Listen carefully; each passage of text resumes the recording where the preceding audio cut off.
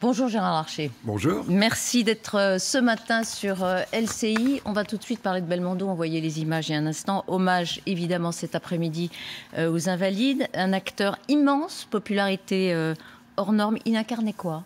L'as des As pour moi. Il y a un style Bébel fait à la fois de cascade, de gouaille. C'est un cinéma populaire. C'est peut-être une France heureuse à ce moment-là, dans les années 70, 80. En tous les cas, il marque vraiment une époque du cinéma et une image de la France.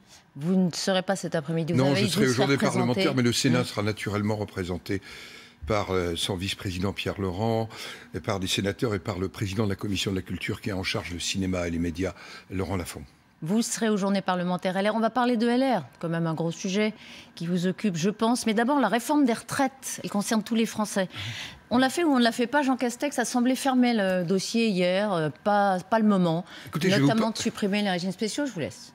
Mais juste pour vous dire, il a raison Emmanuel Macron de mettre sur pause ou pas? Écoutez, je vais vous raconter quand même la saga de la réforme des retraites. Pas trop longtemps, mais on la connaît. 2017, réforme systémique, fusion de tous les régimes de retraite, un grand Manitou, Jean-Paul Delevoye, tout ça est abandonné en rase campagne. En fait, on ne fera rien. Ce sera d'ailleurs le premier quinquennat depuis 2002 où il n'y aura aucun élément sur la réforme des retraites, qui est indispensable si on veut sauver un des points clés du système social, le système par répartition. Et je dois dire que réforme des retraites, elle est aussi nécessaire pour retrouver une forme d'équilibre financier pour les comptes publics que nous avons peut-être oublié, mais qui s'imposera à nouveau. Il y a eu les Gilets jaunes et puis il y a eu surtout les manifestations et aujourd'hui, il y a la pandémie. Est-ce que ça n'est pas du bon sens que de dire qu'aujourd'hui, ça n'est pas le moment de remettre ça sur la table? Était-ce du bon sens, il y a 3 jours, de laisser filtrer qu'on ferait une retraite par décret pour un certain nombre de régimes spéciaux et pour donner l'illusion qu'on ferait des réformes? C'est un sujet sérieux. On ne le traite pas sérieusement? C'est un sujet sérieux. On ne l'a pas traité sérieusement depuis 4 ans, pardonnez-moi. On l'a engagé, on nous a fait, j'allais dire, cette réforme, une des réformes clés du quinquennat. Et quand je dis que le quinquennat est pour presque rien, ben, le sujet des retraites, c'est vraiment de ces sujets où on nous balade sur les mots, en fait. On nous balade sur les mots retraite, dépendance. Ça n'est pas sérieux, c'est ce que je retiens de ce que vous dites. Emmanuel Macron ne prend pas ça suffisamment au sérieux. Il ne le prend pas. Pardonnez-moi, en 5 années, on n'aura pas traité ce sujet qui est majeur. Ouais, c'est un des ratages du quinquennat, c'est ce que vous nous dites. Est-ce que vous prenez suffisamment au sérieux votre procédure de désignation? Gérard Larcher, vous n'avez pas de candidat à droite. Vous avez raté l'élection 2017. Pardon, vous dites c'est pas sérieux. Est-ce que ça c'est sérieux? Elisabeth Martichaud. Est-ce que ça c'est sérieux? Nous n'aurons qu'un seul candidat ou une seule candidate. C'est un point sur lequel il y a un consensus. Il y aura une méthode de départage, qu'elle soit primaire, semi-ouverte ou primaire fermée, c'est-à-dire confiée au Congrès, parce que il ne nous faut qu'un seul candidat. C'est une responsabilité majeure que nous avons vis-à-vis des Français. Nous l'aurons avant la fin de l'année. Nous avons un projet. Je crois qu'il y a une dynamique que peut créer cette méthode de départage. Et puis, je partage avec Christian Jacob et Jean Leonetti. Au fond, le vote, c'est en démocratie la vraie méthode de sélection naturelle. Mais pardon, mais ça relève un peu des incantations parce que pour l'instant, on ne voit pas le chemin. Eh bien, écoutez, rendez-vous le 25 septembre. Parlons-en. Le 25 septembre, les militants diront s'il y a une primaire ou pas. Alors, quel type de primaire ils souhaitent aussi? Quel type de départage ils souhaitent? D'abord, une primaire. Bien sûr, sur le rapport de Jean Leonetti. Et ensuite, ils auront à décider, de toute façon, devant un congrès, quel candidat ou quelle candidate on soutient. Pardon, je ne comprends pas. Le 25 septembre, les militants n'auront pas à se prononcer donc sur une primaire ou pas. Ils se prononceront de toute façon sur une méthode de départage, primaire ouverte, primaire fermée, primaire semi-ouverte, c'est-à-dire, on ne va pas entrer dans la technique, mais les militants. Ce sera le rapport de Jean Leonetti qui sera donné la semaine prochaine. Donc il y aura une décision au 26 septembre au matin. Qui sera une décision. Vos électeurs sauront comment choisir le candidat. Voilà. Il sera choisi en novembre. C'est très important, ce rendez-vous du Congrès du 25 septembre. Ce sera quand? Novembre, décembre, après? Écoutez, nous avons prévu la fin novembre. C'était la date. Je rappelle qu'on travaille à partir d'un consensus voté au bureau politique en décembre dernier, puis au mois de juillet. Mais oui, mais il y a des procédures. Il y a des candidats qui sont en marche et vous ne l'êtes pas. Donc tout ça prend trop de temps. Je crois que c'est très important que nous ayons un candidat avant le mois de décembre. Est-ce qu'il est possible que vous ayez un candidat, donc, désigné, parmi ceux qui auront participé à la primaire, qui soit débranché 2-3 mois plus tard? Écoutez, est-ce que ça, c'est possible? Le candidat ou la candidate, il aura de toute façon besoin du soutien du parti. Il aura besoin du soutien de ses réseaux, de ses militants, de son financement. Donc, j'allais dire, tous les candidats sont unanimes pour dire qu'il n'y en aura qu'un seul. Vous ne répondez pas à ma question. Est-ce que le candidat qui sera désigné en novembre ou en décembre, est-ce qu'il est possible qu'il soit débranché? Non, ce sera le candidat. Ce sera notre candidat.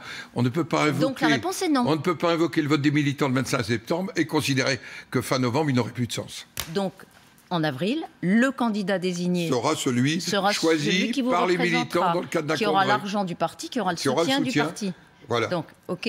Alors on dit celui dont on ne dit pas le nom. C'est pas Voldemort, c'est Xavier Bertrand ici. Xavier Bertrand, il sera candidat à côté du parti. Il y aura donc 2 candidats. Xavier Bertrand, on a des contacts naturellement réguliers avec lui. C'est un homme qui a le sens de l'État et des responsabilités. Il partage avec nous qu'il ne peut y avoir qu'un seul candidat ou une seule candidate. Oui, mais ce sera lui. Oui, il veut que ce soit lui. On verra la situation et ce sera arbitré par le vote du Congrès. Est-ce qu'il peut être candidat à votre primaire, Xavier Bertrand? Il peut être candidat, on verra après le 25 septembre. C'est pas prévu dans les statuts. Des choix des militants. Il n'est pas LR. Et nos statuts, pardonnez-moi, un des objectifs du Congrès est la modification du statut. Puisque dans les statuts aujourd'hui, c'est la primaire strictement ouverte, celle que nous avons connue en 2007. D'accord, donc c'est ça que nous allons proposer de modifier sur le rapport de Jean Leonetti. Vous savez qu'il y a des militants qui l'ont hué. Le week-end dernier, il a quitté LR. Beaucoup lui en font grief, comme on dit. Oui, mais le temps, savoir ce qu'on veut. Ouais. Il faut rassembler. Il faut proposer aux Français autre chose qu'une espèce de bataille d'ego. Il faut donc avoir un ou une candidate et être présent au 2e tour pour ne pas revenir dans le duel mortifère, à mes yeux, pour la démocratie, qui est un non-choix, entre Emmanuel Macron et Marine Le Pen. Si je vous dis qu'en vous écoutant, je ne sais toujours pas comment ça va se passer avec un Xavier Bertrand qui... Qu'est-ce que vous me dites? 25 septembre, vote des militants. La primaire sera soit semi-ouverte, soit elle sera limitée aux seuls militants et un congrès qui décidera celui ou celle qu'on soutient à la fin du mois de novembre. Pour atteindre votre objectif, Gérard Larcher, j'insiste parce que c'est important, il n'y a pas que moi qui ne comprends pas. Pour que ça fonctionne, votre affaire, il faut que Xavier Bertrand soit dans cette procédure. Il n'y a pas d'autre. Il faut qu'il y soit. Je souhaite qu'après le 25 septembre, il rentre dans la procédure. C'est réaliste? Ça paraît complètement irréaliste. Xavier Bertrand ne veut pas être le candidat d'un appareil. Il ne veut pas être le candidat d'un appareil. Savoir ce qu'on veut, c'est... Nous voulons proposer une alternative à notre pays. Il faut penser à la France, il faut penser aux Français, à la situation de notre pays. Et je les connais tous, je pense qu'ils ont le sens de l'État. Je leur fais confiance. Vous en appelez au sens de l'État ? Mais je ne sais pas que j'appelle, je sais qu'ils ont le sens de l'État. Ouais, vous lui parlez régulièrement, Xavier Bertrand ? C'est-à-dire, non, parce que c'est important que, effectivement, si vous voulez arriver à ce résultat, vous en êtes loin. Ni Christian Jacob, ni Jean Leonetti, ni moi n'avons cessé de parler avec aucun des candidats, Xavier Bertrand, Valérie Pécresse, Michel Barnier, Philippe Juvin, Éric Ciotti. Oui, mais c'est pas pareil, Xavier Bertrand. C'est pas le. Pardon, je veux pas atteindre à l'honneur des autres. Juillet, mais l'enjeu n'est pas le même. Hormis Xavier Bertrand, tout le monde a admis une règle commune et le choix. Donc c'est clair. Le 25 septembre. C'est clair, rendez-vous. C'est clair pour vous. Et vous verrez, en tous les cas, le 25 septembre, ce sera clair. Bon, vous vous y engagez, c'est votre souhait, mais c'est normal, compte tenu de votre statut. Et vous avez connu une droite qui a gouverné pendant tellement longtemps, et là, regardez, elle a peut-être un espace, et elle va peut-être passer à côté. C'est pour ça que nous avons une lourde responsabilité, que nous n'avons pas le droit de nous dérober à cette responsabilité, que nous avons un devoir d'État, et j'utilise presque la formule théologique, de n'avoir qu'un seul candidat ou une seule candidate pour offrir une vraie alternative démocratique aux Français. Ça, c'est de la pression. En tout cas, dans les mots, on verra. Vous avez reçu un renfort quand même, hein ? Non, Nicolas Sarkozy? Écoutez, on ne va pas invoquer Nicolas Sarkozy, il a été président de la République, c'est une figure de référence. C'est une figure de référence et il a dit qu'il ne souhaitait pas entrer dans ce débat aujourd'hui, je le comprends, et ça me semble sage. Alors, entre les lignes, vous confirmez qu'il est favorable quand même à une procédure Je ne confirme rien entre les lignes, je le verrai dans quelques temps. Et, vous avez rendez-vous avec lui? Oui, on se voit régulièrement. Rue de Miromesnil à son bureau, vous le voyez? On se voit régulièrement. Bon, il va vous aider, il va vous aider dans ce combat. Je pense qu'il est très attaché à sa famille politique. Et ça, qu'il se bat pour qu'il n'y ait aucun éclatement, aucune division, qu'il fera tout pour nous aider à rassembler. Moi, c'est ma tâche de rassembler, pas simplement LR, mais aussi les familles de la droite et du centre qui partagent notre projet et nos valeurs. Alors, il y en a un qui vous attaque aussi sur votre droite, c'est Éric Zemmour. Le CSA a décidé hier de demander aux chaînes de télévision de décompter, dès aujourd'hui hier, le temps de parole de Zemmour. Ça vaut pour ses interviews, ça vaut pour ses émissions. Il crie à la censure. Et vous? Non, je crie tout simplement, le CSA a joué pleinement son rôle. Je l'ai dit, je ne partage aucune des valeurs d'Éric Zemmour. Donc les choses sont claires pour moi. Je prendrai que ça, la seule référence et la seule citation sur la place des femmes dans la politique. J'ai cru que c'était une émission qui partait de Kaboul, vous savez. À chaque fois que les femmes sont dans la politique, elles abaissent la politique. Ça, c'est du Zemmour dans le texte. Hein. Voilà. C'est un des aspects pour lequel vous n'êtes pas d'accord. Il y en a d'autres. Si les candidats, il faudra passer par l'épreuve des parrainages. Vous allez l'aider? Non. Vous parlez de Zemmour? Oui. Non, bien sûr que non. Non. Oh. Éric Ciotti a dit que... même... allez. Vous allez même encourager à ce qu'on ne se précipite pas pour lui faire la signature. Vous savez, c'est une affaire trop sérieuse pour le pays. Je ne dis pas qu'il ne faut pas qu'il y ait débat d'idées. Les idées qu'il défend, elles existent. Elles peuvent être... mais ce ne sont pas mes valeurs. Reconnaissez que je ne suis pas certain que je serais dans une responsable si j'aidais dans la collecte des parrainages. Et puis, au fond, les parrainages sont les maires. Moi, je respecte les maires, ils décideront. Vous ne l'aiderez pas, et si vous pouvez même en bloquer quelques-unes. Bloquer, c'est pas le mot, mais je ne pas les encourager, disons. Ne pas les encourager. Éric Ciotti a dit qu'il préférait soutenir Zemmour plutôt que Macron en cas de... c'est de la politique fiction, vous savez bien qu'il n'y aura pas un deuxième tour. Oui, mais c'est une légitimation. En tous les cas, vous avez par quelqu'un qui est candidat dans votre primaire. Vous la connaissez, je ne partage pas les valeurs d'Éric Zemmour. C'est pas une faute politique de dire ça quand on est candidat à la primaire de droite. Éric Ciotti dit ce qui lui apparaît être sa conviction, ce n'est pas la mienne. Mais c'est pas une faute politique, quand même, une erreur. C'est pas une erreur. Ma conviction, je ne l'aurais pas dit, c'est tout.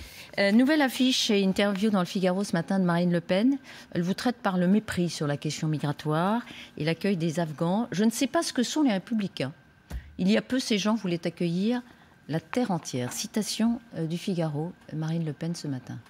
Écoutez, parmi les valeurs qui sont les nôtres, il y a l'accueil des hommes et des femmes qui sont en souffrance, qui sont persécutés. Ça fait partie de nos valeurs.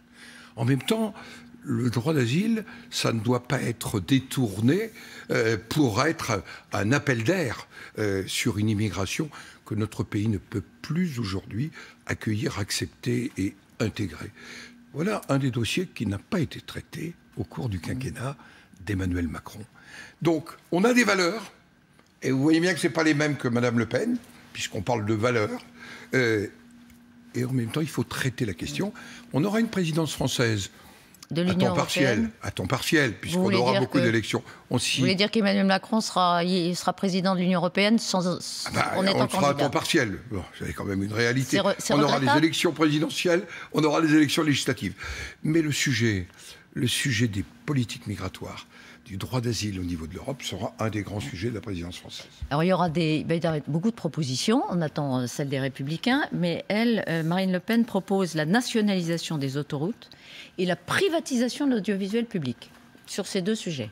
Écoutez, nationalisation des autoroutes. nationalisation des autoroutes, ce serait revenir en arrière dans l'état des finances publiques de notre pays. Je dois dire que racheter l'ensemble des concessions autoroutières, il faudra l'évaluer. Nous avons un problème de relations aujourd'hui qui a fait l'objet de plusieurs rapports parlementaires sur la situation des autoroutes, sur les décisions qui sont prises et notamment sur les tarifications, le montant des travaux.